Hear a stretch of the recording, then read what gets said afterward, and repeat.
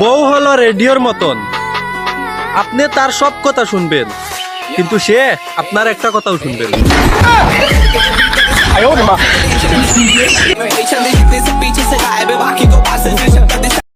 Girlfriend কিছু মেসেজে টাকা চেয়েছি, পরে দিব বলে লিখতে গিয়ে পরে দিব লিখে দিল।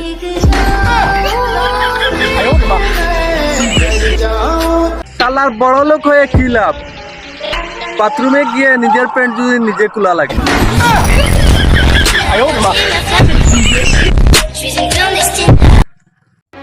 আমার মা আমার কাপড়টাই নোংরা হতে দেয় না, খায় রে ভালোবাসা আমার জীবনটাই নষ্ট করে দেয়।